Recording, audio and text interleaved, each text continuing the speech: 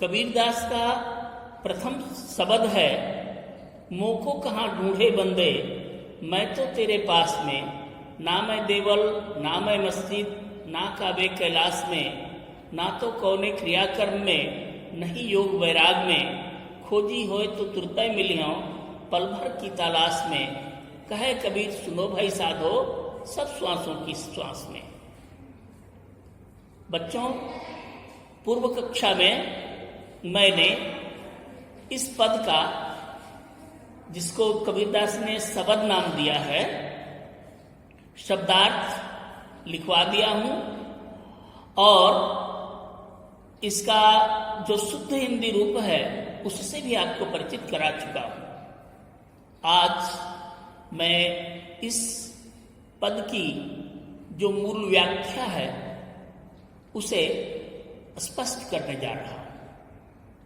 लोग ईश्वर को ढूंढने का अनेक प्रकार से प्रयत्न करते हैं अथवा अलग अलग धर्मों में ईश्वर को स्मरण करने का, उनकी भक्ति का आवाहन करने का अलग अलग रास्ता है, अलग अलग पंथ हैं, अलग अलग तरीके हैं और उनको अपनाते हैं।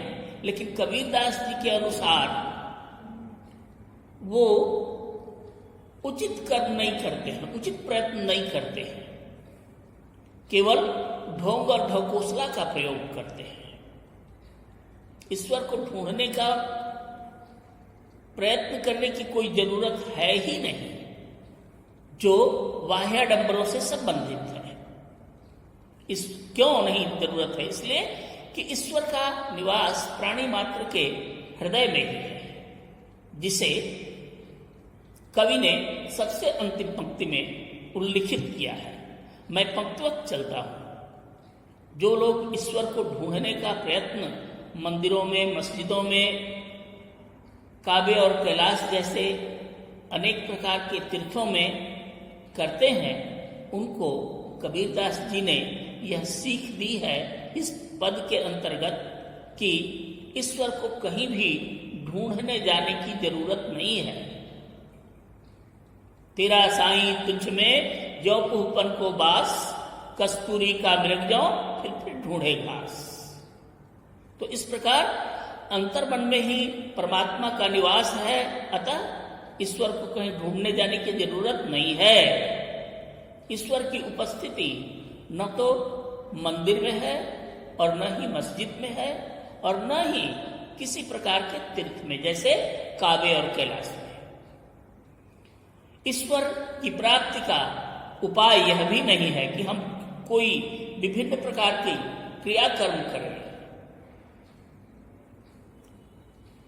योग क्रियाएं करें। योग एक क्रियाकर्म का ही उदाहरण है, तथा वैराग्य धारण कर ले।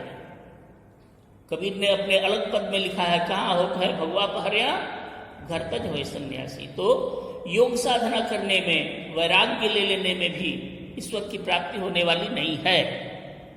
खोजी होए तो तुरते मिली हो पल भर की तलाश में। अगर सच्चे मन से ईश्वर को स्मरण किया जाए तो क्षण मात्र में ईश्वर मिल जाएंगे।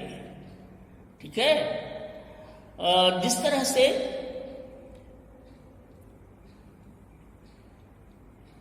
थोड़े से प्रयत्न पर्यायु कहिए कि माचिस की तिल्लियों को रगड़ने मात्र से चिंगारी उत्पन्न हो जाती है, वैसे ही ईश्वर की उत्पत्ति होती है। तो खोजी हो तो तुरते मिले हैं पल भर की तलाश में। अगर सच्चे मन से ईश्वर का स्मरण किया जाए तो क्षण मात्र में ईश्वर मिल जाएंगे। कबीरदास जी अंतिम पंक्ति में कहते हैं कि सभी लोगों के अंतरात्मा में ईश्वर का निवास है। कहे कबीर सुनो भाई साधो सब श्वासों की श्वास में।